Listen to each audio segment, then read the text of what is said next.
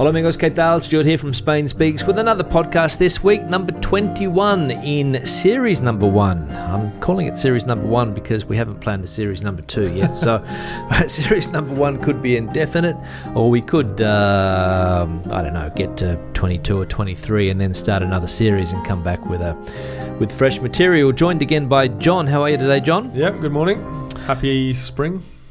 It is spring again in shorts, and you're wearing your Madrid Cricket Club yes polo shirt. Yep. Good.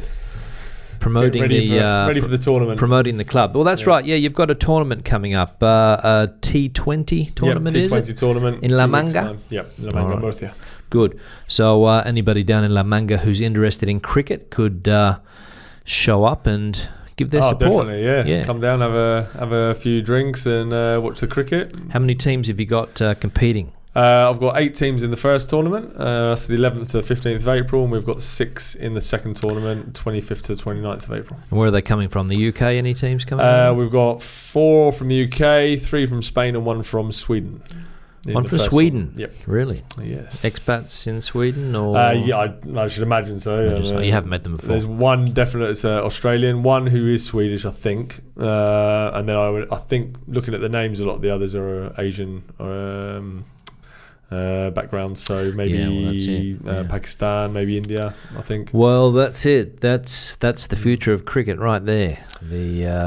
It's helping the subcontinent, as they say. It's helping. We're getting more Spanish involved. Every year we get more Spanish people coming in. But still, the majority is always going to be. The majority is always going to be expats, at least at the beginning, until it grows.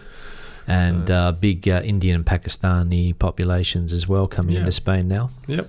Well, we spoke about that restaurant, the Indian restaurant that's opened up. Is that from Pakistan? I think he is. I don't know where he's from, actually. I asked him, I said he's from Pakistan. Well, there's 2 guys. There's a father and a son. Yeah. And the son has recently come from Pakistan. The father's been here for 15 years. Oh, right, okay. And the boys just, come over in recent times to start the business, I suppose. I don't know whether he speaks Spanish yet, but his English is very, very good. All right, okay. I'm going to try it on Tuesday. You haven't tried it yet? No, on Tuesday. I've got it all planned on Tuesday. No, I'm going taking one of my classes. Well, 2 of my classes there on Tuesday. So I've been there 3 or 4 times now. So it's quite good. I recommend it if you're in Rivas and you like Indian food. Check it out. Or Indian Pakistani, I think, is the origin of the food, but it's quite tasty. All right, good. Now we're coming up to tax time. John, have you got all your tax details ready? I always leave it with the gestoria. So just leave it with him. He does it all for you. Yeah, they do it all for me. She's really good, so I'll just send her all the details, send her any documents I need to send, and just let her get on with it.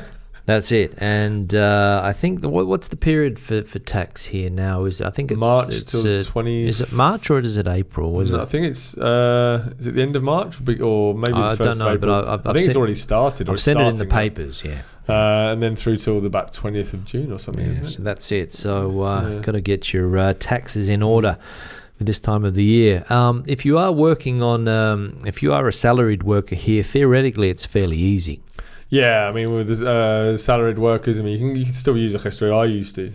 You can do, but just give them your pay slips and anything else. I think the idea of the program that they use is that it's fairly self-explanatory and that you can do it yourself as long as you don't have a lot of investments and things like that. Yeah, but I always used the gestoria, just simple fact, it was cheap anyway. And I think the first couple of times I did it. What does she charge? Does she charge you a monthly fee or? My gestoria charged me a monthly fee, so I don't have to pay any extra. So you got a flat rate for the tax returns. So what's that, about 50 a month, is it, or something? I actually get a really good rate. I get €25 a month. 25 a month? Yeah. Where is this? It's just here in near the shopping centre. But I don't really have an awful lot of work for them, really, because I don't issue invoices to more than probably 3 people. All the rest pay in cash and have a receipt because it's very small amounts of money. So basically all I have to do is tell them how much I've taken in, which I put all of it straight into the bank anyway, so every month I know exactly how much I've taken in. So I give them the lump sum. I tell them, give them all the invoices that I've issued as well, and they use that to calculate the taxes. Obviously, with the other things as well, you've got a house, you're paying rent. You get a deduction for kids as well, do you? Yeah, as well, you get a deduction for kids as well. So yeah, it's a mixture of rent. You said. That has changed. It's gone up and down. I think depending on when you got your contract and things, I think they're taking the rent side off of things now. And you can pass some of your expenses as well. Yeah, you can pass some of the expenses through. To be honest, I don't really have that much expensive, and a lot of the time I actually forget to keep the receipts. I bought a new printer this year, just gone, and I completely forgot about it. And of course I use that for my classes and it's through the it's a business expense. That's right. You got to be careful with those, because there is a fine line on what business expenses you can pass through the system, and that's what a lot of people get caught up on. And to be honest, I don't it's such a small amount that's going to affect me. So, for example, I could actually claim for some of the electricity, rent, heating and that from the house. But I mean, it's only the percentage of the house that you're actually using for the job, and I'm only using a one room. Well, it's like what I've got here. Yeah, exactly. So, to be honest, it's not going to be that much amount of money, really. Is it really going to be worth it? And then later get investigated and they double check it all and stuff. It's just I don't need it. Well, I think that's the key, isn't it? If you do get an inspection, you don't want to have to pay for these things that you've even forgotten about and you can't even remember spending the money on, and then getting told that it's not a valid business expense, and you have to pay the difference, and probably with the interest on top. Yeah, I mean, to be honest, most of my expenses tend to be when I buy new games or activities to do with the children, or if I'm buying paper. Yeah, well, I mean, business-related activities. Yeah, but it's such a small amount of money over the course of a 12-month period. I mean, probably most of the money I spend is probably on printer ink and games and that, really, for the classes. A lot of the stuff I make myself anyway. So it's just not, for me, it just doesn't seem worth the hassle. Yeah, well, that's it. Yeah, good. Now, a couple of weeks ago, John, you mentioned that it was your Spaniversary. Spaniversary, yes. So 21 years. 21 years. And I think you said that you've been here more or less the same amount of time as in the UK, or the UK still a little bit longer? Next year I'll be half-half. Okay, so you'll be half-half, 50-50. I'm 43 now, been here 21 years. So next year I'll be 44 and I've been here 22 years, good. So I'll be half-half. Good. So I imagine that you are completely adapted to Spanish life now, John. Everything here feels comfortable, nothing is... I'm quite happy with everything. There's some things I still avoid doing or having to deal with. So, for example, with paperwork, if there's any specific paperwork, legalities and things like that, I leave that to my wife. Mainly because when they use some of the language on papers, contracts and things, they use language you just don't use every day, and it's not something I'm used to. So I leave her to deal with that. But apart from that, most of the other stuff, I'm quite comfortable with everything. Yeah, and you feel comfortable in your day to day, right? Yeah. And getting all of those things done now, dealing with people on a day to day basis, comfortable. Yeah, of course, yeah. So I suppose that's it. And I mean, I don't really know if you can put a time frame on that to get comfortable. Some people maybe do. Yeah. Takes some people it depends a bit on longer. Your experience and how confident you are as well. The type of person you are, your experience, where you're living. What you're happy dealing with on a general basis, and then of course you've also got to think, well, if you're in the UK or in Australia, for example, do you normally deal with paperwork, contracts and things like that in the UK, or is that something you're not that comfortable dealing with there? So it's not just being in a different country in a different language, it's also your own comfort zone in general. Yeah, well, it is finding that comfort zone, which is one of the key things. And we spoke about it in other podcasts as well. And I think that the language is the key to finding that comfort zone. If you don't get that level of Spanish, it's very, very difficult for you to find that comfort zone, because you're always going to be... Maybe, I don't know whether the word is suspicious, but you can't integrate. No, if you don't know the language enough and don't get really fluent with it. Well, when you start talking to people, there's things you don't pick up, things you don't understand. There's things you're always going to miss. So you can never be 100% comfortable and never be 100% integrated. I mean, there's things now people come up with new words I've never heard before. I've never really Spanish words. Yeah, Spanish words. I'm like, oh. What's that mean? And it's the way you learn. But rather than being uncomfortable and just ignoring it, you ask, what's that? What's that mean? And you actually learn more. So use it as a learning experience, not as a. Yeah. Well, see, I think that's a good point. That probably does. It doesn't matter how. I mean, I still learn words in English. I mean, there's always words. I mean, there's always words popping up that are new or.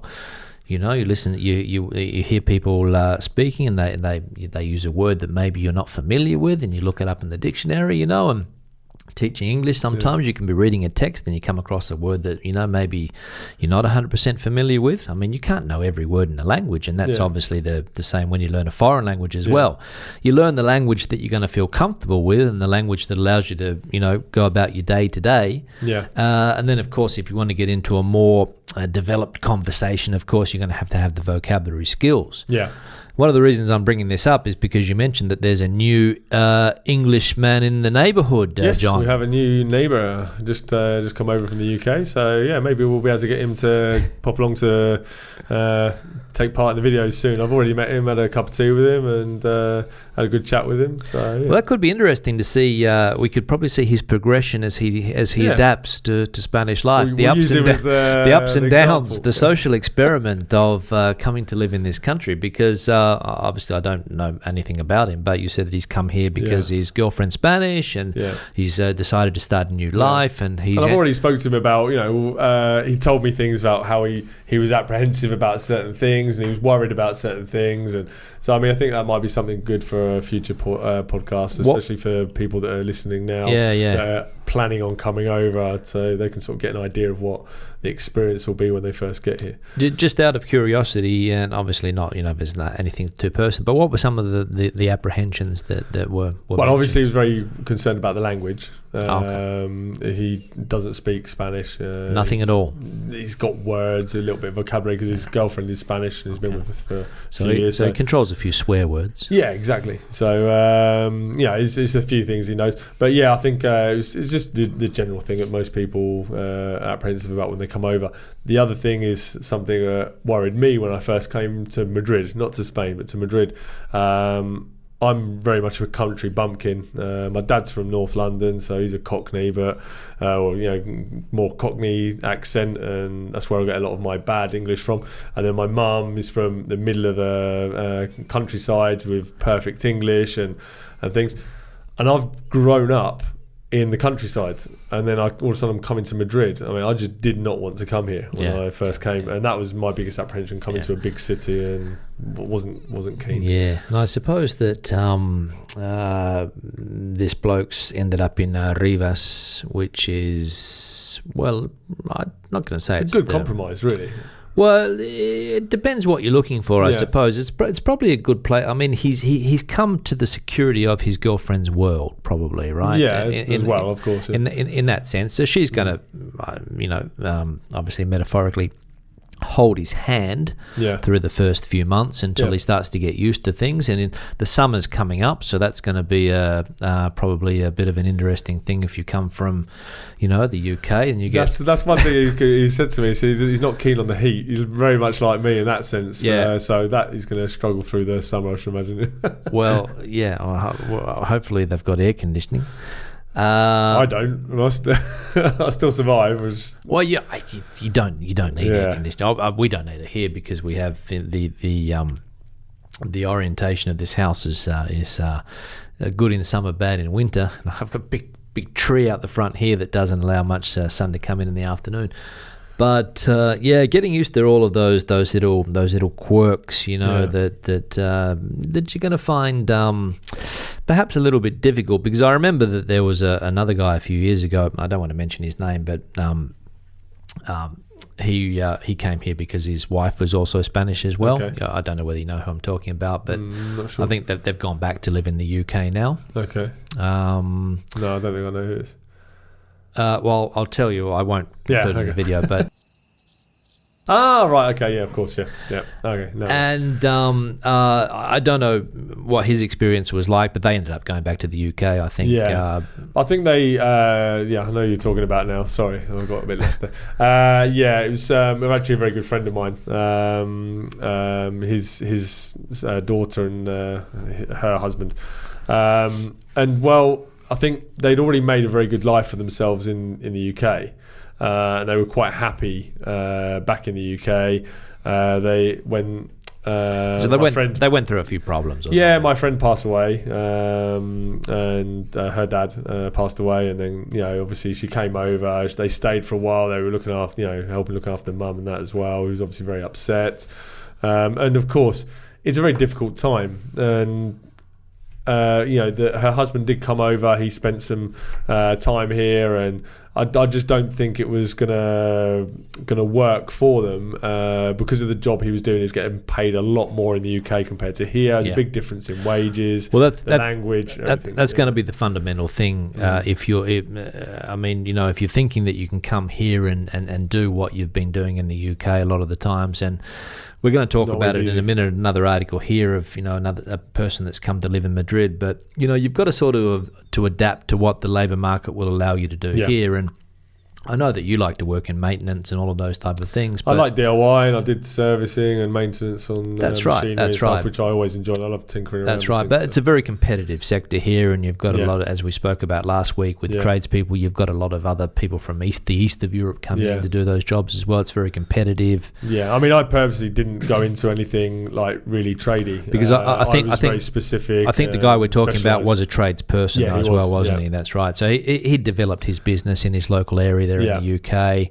Obviously, you've got the communication skills to be able to talk to people fairly well.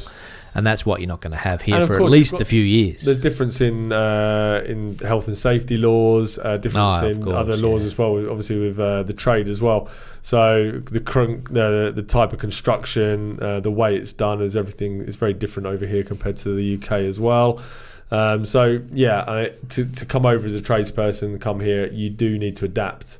And some people aren't capable of adapting in any way of life, not just in work. So, you've got to be able to adapt. You've got to be able to take into consideration that it is a different country. Things are done in a different way. And see if you can progress that way. That's right, and try to get through the first few months or the first few years or however long it takes to adapt. Yeah, I do get a few comments from people that are in the same situation as this guy here that's just come to Rivas recently, and they say, I got a comment a couple of weeks ago from a guy who said his girlfriend's from Spain. They've been living in Melbourne for 10 years and she wants to go home, and I mean, I don't want to sound too negative, but when you are dating a woman from another country, that's always going to be on the agenda a lot of the times. Of course, yeah. Because, and especially here in Spain, it's the thing that I've noticed is that people like to live close to their families, and it's a general thing of Spanish life, isn't it? Family is very important in Spanish life, and people don't like to be too far away from the family. And I kind of got a grasp of that with my wife right from the get-go, really, that it was always going to be a case, I think, that I was going to end up in Spain rather than her in the UK. Yeah, well, that's right. And when you do come to live here, you become part of that family, whether you like it or not, Yeah. And I mean, I'm very much a family person. I love my family, and they're important to me back home in the UK. And I keep in touch with my family as much as I can and everything as well. But I think it's a different way of doing things here. I certainly wouldn't go to my mum and dad's house every weekend for lunch for example. Back in the UK, I'd have other plans. I'd have other plans with friends and things. And I'd probably see my mum and dad probably more during the week in one evening or something. Yeah, just dropping in. Yeah, or going for dinner one evening rather than at the weekend. But here it's very much Sunday dinner with the family. So yeah, I think it's just done a little bit different over here. And, well, that's right. And getting used to that Spanish family way of life. And one of the things that I noticed as well was that they're very protective of the of the family. Yeah. The parents like to influence. Always got an opinion, that's for sure. They like to influence the day-to-day of your life as well, you know, and it's sort of like, why is he doing this? You know, wouldn't it be a good idea to do this? And they don't, it's a criticism, but a lot of people don't allow their children to live their lives. Yeah, it's kind of controlling. At least that's what I perceive. I think it depends who you see. I think I've seen a bit of both, really. I don't think my wife's family wasn't ever really controlling in that way. My mother-in-law would always ask about things, but in general. But there are things that they expect. Yeah. And that's what one of the things you mentioned there was the Sunday lunch or the. Yeah, but we didn't have that either. Oh, you didn't have that either? We didn't have that. No, I'm talking about. So you're not speaking from personal experience. That's not personal experience. Oh, okay. That is more my friends and what they do every weekend. So, for example, I'm making plans and Sunday afternoon we're going to watch the early film at the cinema with the kids. Do you want to come? Yeah. And they're like, oh well, we'll be at my mum and dad's for lunch as every Sunday. Maybe we can go to the next session, and that's the sort of conversation we'll have a lot. And it tends to be one Sunday it's the mum, and then next Sunday it's the mother-in-law, and next Sunday mum. They take turns, and it's nearly always Sunday, and then Saturdays is the day to meet with your friends. So when I first came here, that was my life. Every Sunday was going to have lunch, or even Saturday. I can't even remember exactly now, but I eventually got out of it and just said, look, I need my own space, And even if I just sat at home and did nothing, I was probably happier than having to go through that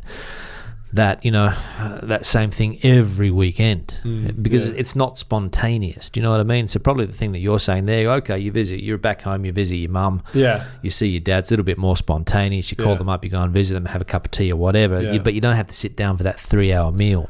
No, you sort of spend a bit of time there, half an hour. You have dinner there, but you tend to go for dinner at 6:30, and then by 7:30, 8 o'clock you go home. Well, that's exactly what my sisters do at home. So they go around for dinner at 6:30, and by 7:38 everyone's gone. Yeah, but then the opposite way around as well. I think if I was living in the UK, my mum and dad would be over at my house for dinner every now and again, and they'd be popping in to see the kids and play with the kids. Yep, I've got no problem popping in for a dinner, but but here lunch length of time. So that's what I'm getting to. So the other day, for example, we celebrated a couple of birthdays in my girlfriend's family, and we went to a restaurant for lunch. And it was a 4 or 5 hour. I've never been so uncomfortable sitting on a wooden chair in my life. It was unbelievable. The restaurant was small. Everybody was cramped Which restaurant in. did you go to? It was one. It was in the centre of Madrid. It wasn't. Okay. Yeah. Couldn't find a place to park to begin with, so I was driving around for about 10 minutes trying to find a place to park. Went into the restaurant, sat down. There was nowhere to stand. Had people bumping into me all the time. The typical Sunday afternoon aperitivo time, very busy period, really, really busy. Managed to get to the thing, and the food. It was 4 hours we were there, and my whole day was gone. Yeah, well, that's the thing. It's a long period of time, and right in the middle of the day. You often don't have time to do anything much really in the morning. No. And then when you get home, you haven't really got much. It's sort of kind of wrecks your day's gone. But basically that's it. So you get the Sunday was Sunday just didn't exist basically. I mean, if anyone's watching that was at the, it was I'm not complaining about the celebration per se, but what I'm saying is that your days just spent on one thing. Yeah. No, but that happens a lot, I think. And I think a lot that's to do with the actual meal times here as well. They're really good in some ways, in other ways they can be a bit of a nightmare. So I think lunch times for me, if you're having lunch at sort of 2 o'clock, 2:30 at home, well, it kind of gives you quite a bit of time in the morning to do stuff, get things done, I agree with those that, places. It's really good. But if you're going out for lunch, and you've got to go into Madrid, for example. Well, if you're going to Madrid, you never meet at 2 o'clock because that's when you eat. So you have to meet by 1:30, for example. Okay. So if you're meeting at 1:30, you've got to leave Rivas probably by 1:45 because you need 45 minutes to get there, find a place to park, and then you're still probably pushing it. So that's 1:45. Well, before that, you've got to get showered and ready and everything because you're going out for lunch. So you've had breakfast, gone upstairs, got showered, and then you're out for lunch again. And so you haven't really got time to do much. Whereas if you're at home, you get up in the morning, have a nice early breakfast, and you haven't got to get dressed up and showered and everything before lunch. And it's a different different thing, but that's it. That kind of makes your day. Yeah. Well, you have to get. Those are things that you're going to have to get used to. The long meal time, the sobremesa. I mean, it can turn a completely opposite way. I mean, if you go meet friends for lunch at that time, it turns into an absolutely cracking day. I've got no problems meeting friends. The problem is Okay. That's probably the difference there. That's it. I mean, I have no problem to, if you're organising the thing yourself with friends and you haven't seen people for a while, but then again, you're having sometimes lunch with people that you saw the day before. Yeah. So there's really nothing to talk about. Yeah. But anyway, that's just my bugbear of the day. Now, we'll move on. There was a Brexit rally, John. Did you participate?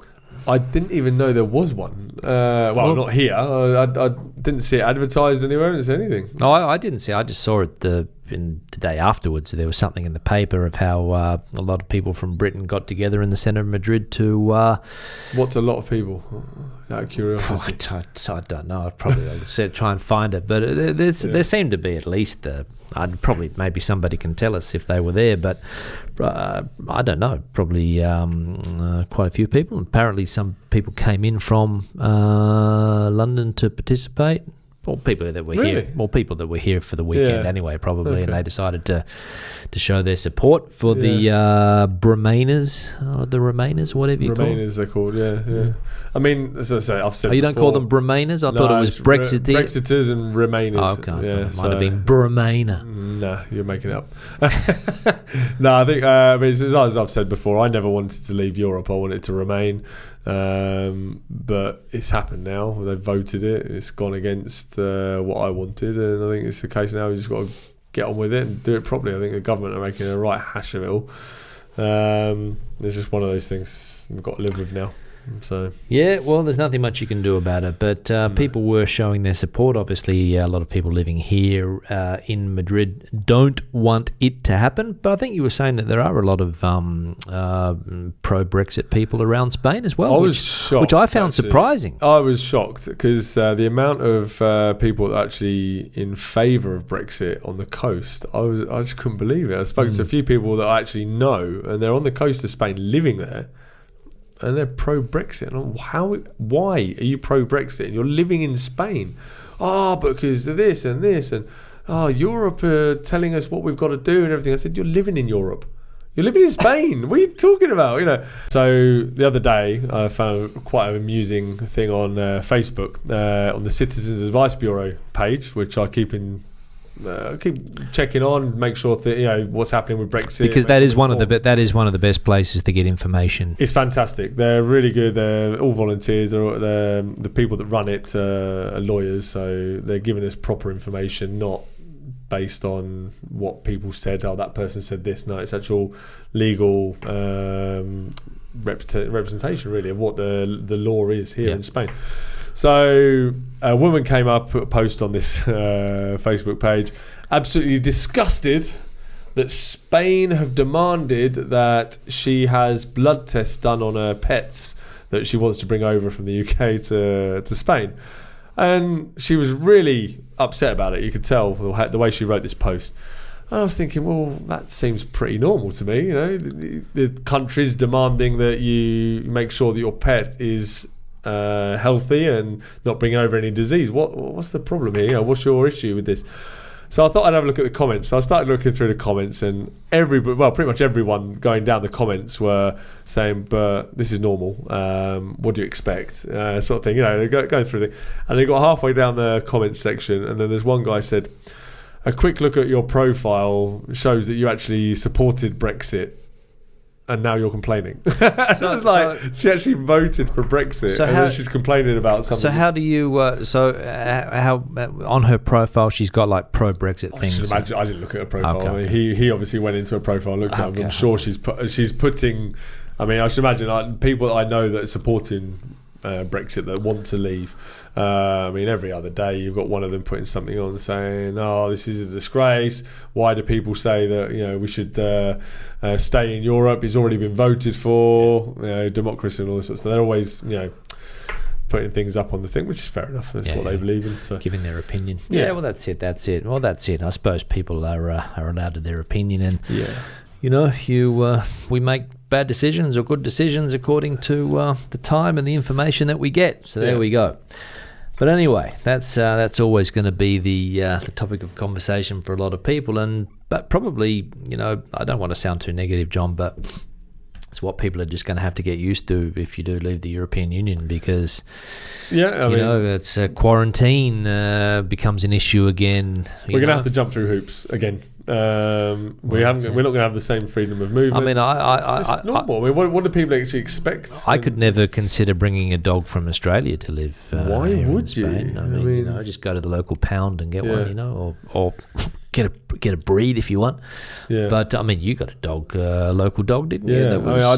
I originally adopted a dog in Mallorca when I was living in Mallorca, and then I actually split up with my now wife for a few months because she wanted to come back to Madrid and I refused to go.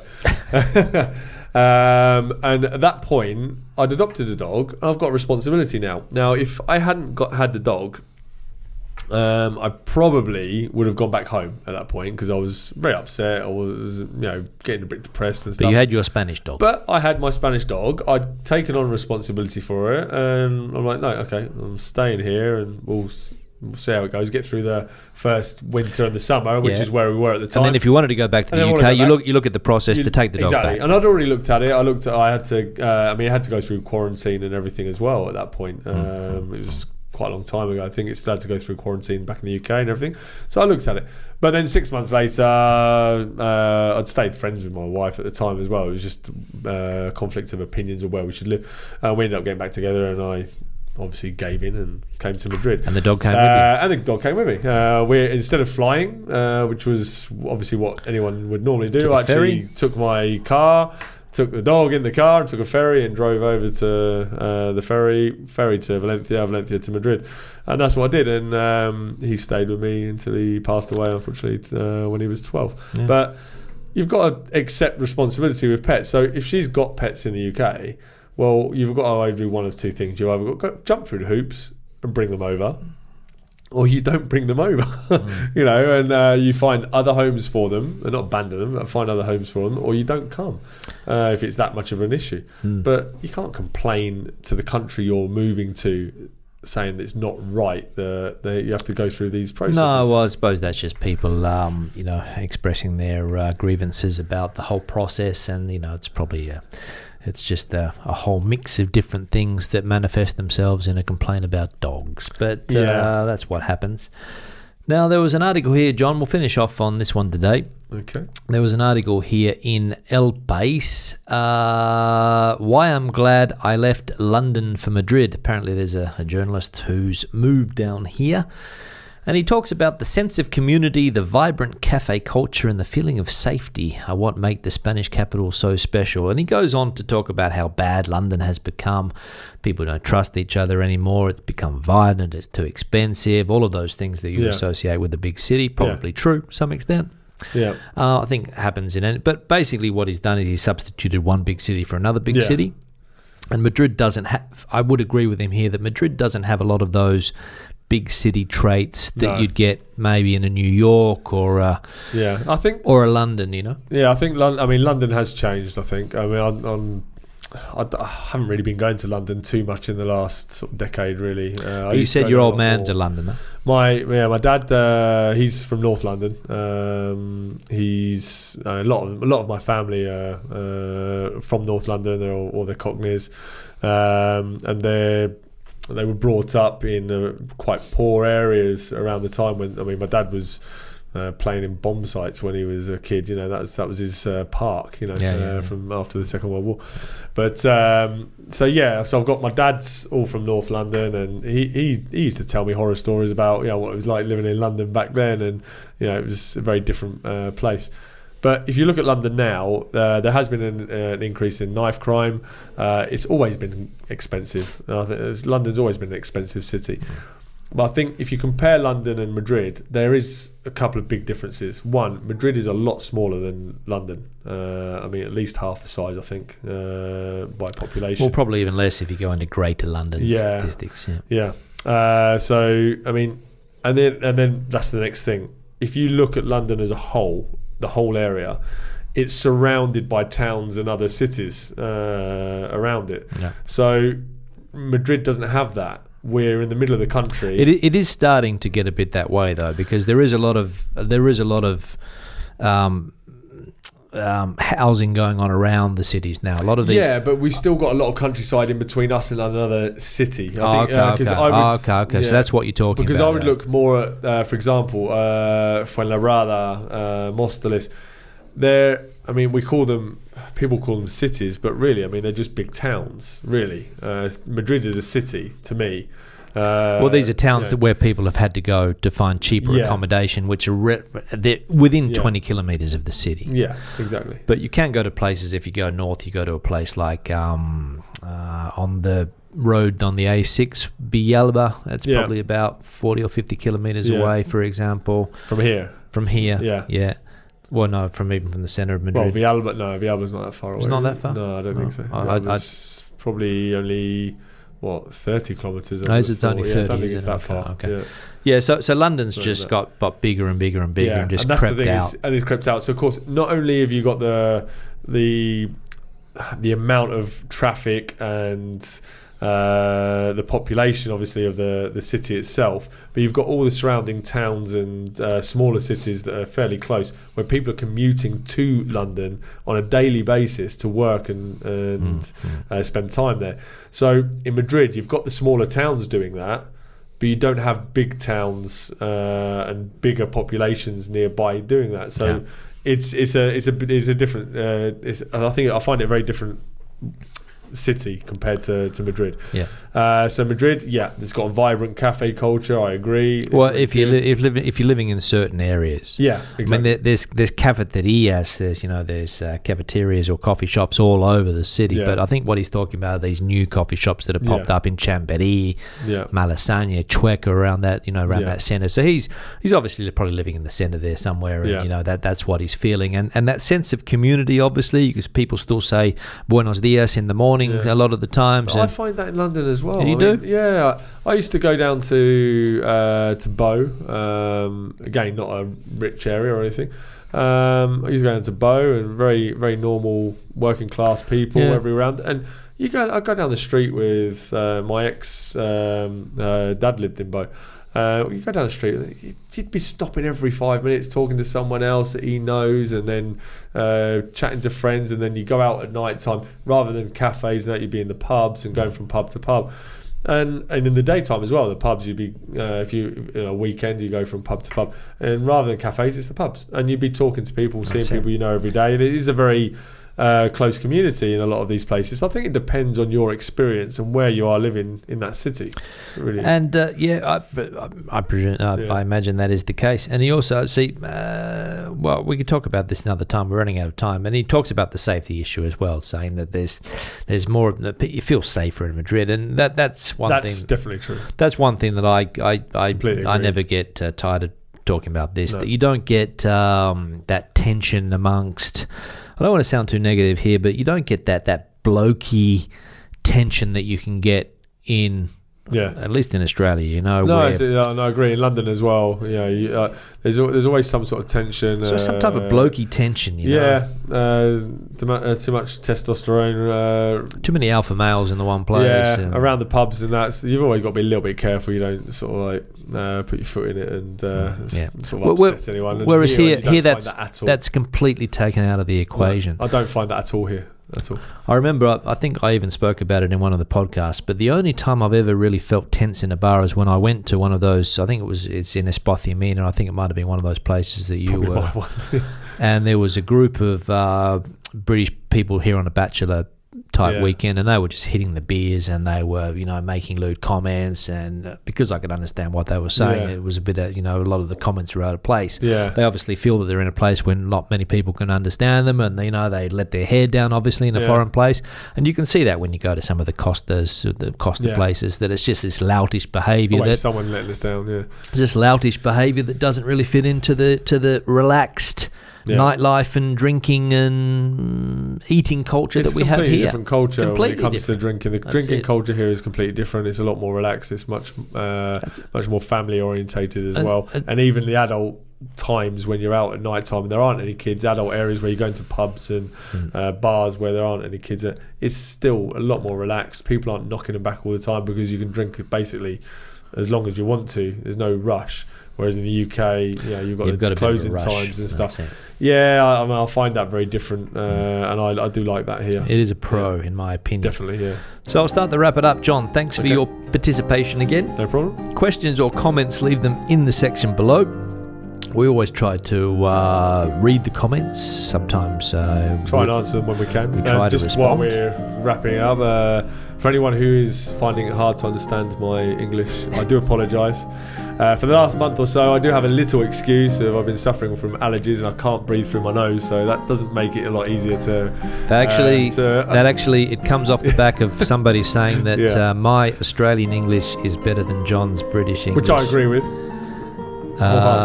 Because Australians normally get a bad rap when it comes to speaking English. But anyway, that comes from my heritage. We'll move on. So, questions or comments in the section below. Video thumbs up if you liked it. Don't forget you can listen to us on all of the podcast platforms, Spotify, iTunes, wherever, Apple Podcasts. You can hear us there. So we'll see you next week. Hasta luego.